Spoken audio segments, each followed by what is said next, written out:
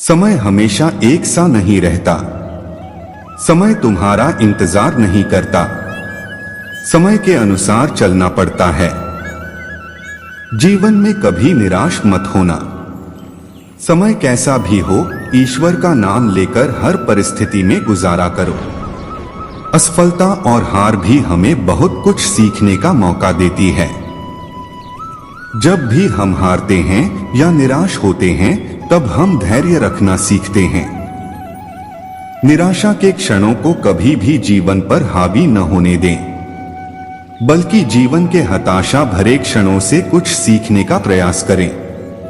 इन लम्हों से उबरकर आगे बढ़ना और खुद को बेहतर बनाने की कोशिश ही हमारा लक्ष्य होना चाहिए। चाहे कामकाजी जीवन हो, व्यक्तिगत संबंध या फिर स्वास्थ्य से जुड़ी परेशानियां, इन सभी कारणों से हमारे जीवन में निराशा के क्षण आते हैं।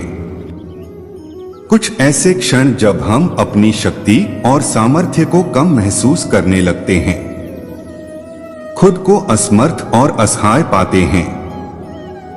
लगने लगता है कि हम जीवन को आगे ले जाने में खुद को सामर्थ्यवान नहीं पा रहे हैं। निराशा के ऐसे क्षण हमें अवसाद और दुख भी देते हैं, लेकिन निराशा को जीवन पर हावी होने दिया जाए तो जीवन की स्वाभाविक गति प्रभावित होने लगती है। इसलिए उन पलों से बाहर आ जाने का अर्थ ही जीवन है।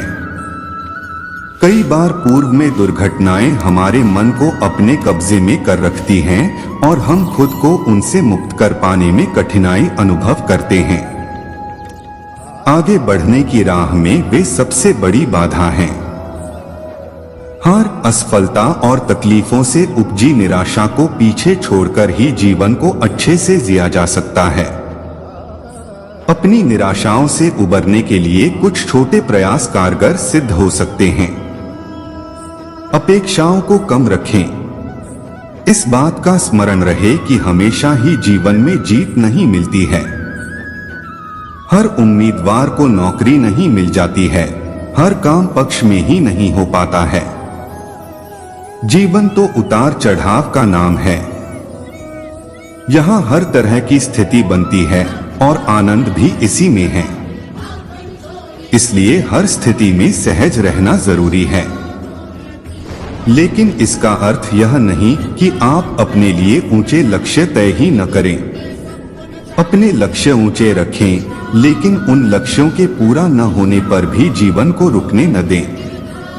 किंग सोलोमन ने एक जगह लिखा है, जब मैं उन चीजों को देखता हूं जिन्हें पाने के लिए मैंने कड़ी मेहनत की, तो वे सारी चीजें बहुत अर्थहीन नजर आती हैं। मुझे ऐसा लगता है मानो मैं हवा का पीछा कर रहा था। इसलिए अपनी अपेक्षाओं का एक संतुलन बनाना जरूरी है। उनके लिए प्रयास हो, लेकिन प्रयास सफल न होने पर निराशा घर न करे। अपने मन का हो तो अच्छा और न हो तो और भी अच्छा के भाव से अपनी अपेक्षाओं पर खरा उतरने का प्रयास करें। हार से सीखने का प्रयास करें। असफलता और हार भी हमें बहुत कुछ सीखने का मौका देती है। जब भी हम हारते हैं या निराश होते हैं, तब हम धैर्य रखना सीखते हैं। हम सफलता के लिए अधिक उद्यत होते हैं। जब भी हार होती है तो उसे इस तरह ही देखें कि आपके प्रयास सफलता के लिए पर्याप्त नहीं थे और आपको सफलता के लिए और तैयारी की जरूरत है। निराशा में ही आशा छिपी होती है। क्रिकेट के मैच में एक टीम हारती है, लेकिन अगले मैच में वह इस हार को भुलाकर जीतने की कोशिश करती है। ऐसे भी पर्वतारोही हैं जिन्हें पर्वत ने कई बार हराया, लेकिन उन्होंने जीत के लिए साहस नहीं हारा और अंततः पर्वत उनकी इच्छा शक्ति के आगे झुका। तो अपनी हार में उन कारणों को ढूंढने का प्रयास होना चाहिए जिनसे आप सफलता से दूर रहे, और उन्हें सुधारने का प्रयास आपको विजेता बनाता है।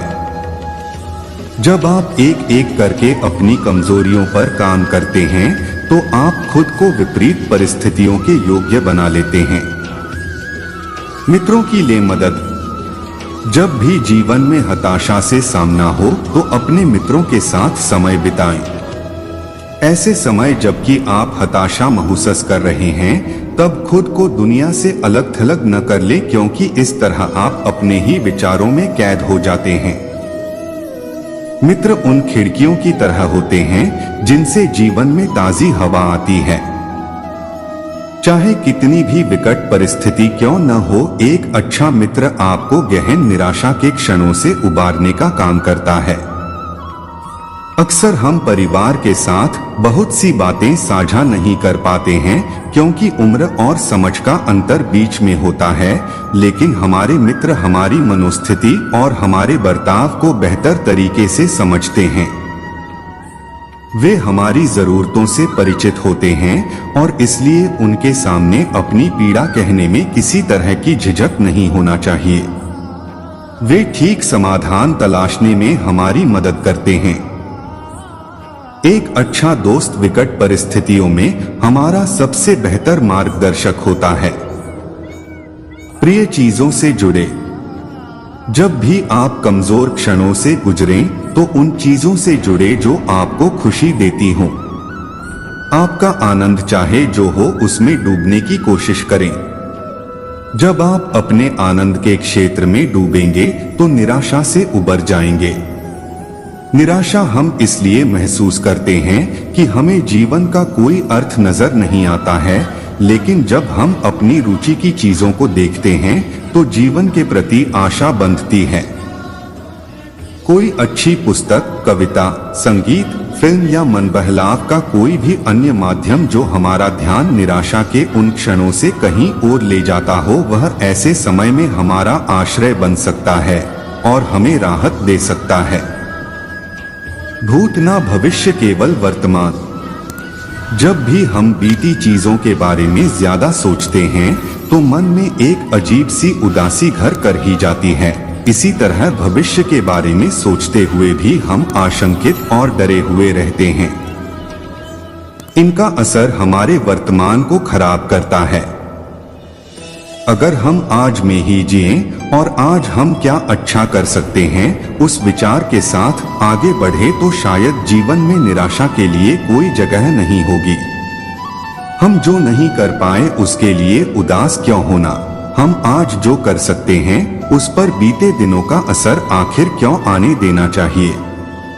बीती बातों को भुलाकर अगर आज में ही अपनी ऊर्जा लगाई जाए तो बेहतर नतीजे हमें आगे बढ़ने को ही प्रेरित करेंगे। कल में अटके रहकर हम अपने आज को भी प्रभावित करते हैं और आने वाले कल को भी। सभी को प्रसन्न करना असंभव। जब आप अपने आसपास मौजूद सभी लोगों को प्रसन्न करने का प्रयास करते हैं तो इस तरह के लक्ष्य को कभी प्राप्त नहीं कर पाते हैं। ऐसे में निराशा आपको घेरे यह बहुत संभव है। इस तरह की स्थिति से उपजने वाली निराशा से खुद को बचाना हो तो आपको अपनी प्रसन्नता के लिए काम करना चाहिए।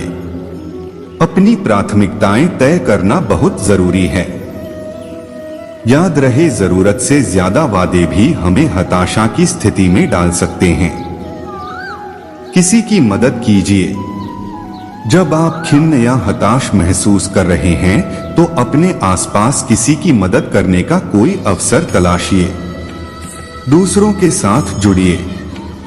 दूसरों की प्रसन्नता के लिए छोटा काम हाथ में लीजिए। आपको अपना जीवन अर्थवान नजर आने लगेगा। जीवन मूल्यवान लगने लगेगा। हम अक्सर ढर्रे पर चलते हुए भी जीवन का मूल्यांकन करने में असमर्थ हो जाते हैं। हमें लगता है कि जीवन उतनी ही दूर तक है जितना हम देख पा रहे हैं, लेकिन जीवन उससे भी आगे है, वहां भी जहां हम नहीं देख पा रहे।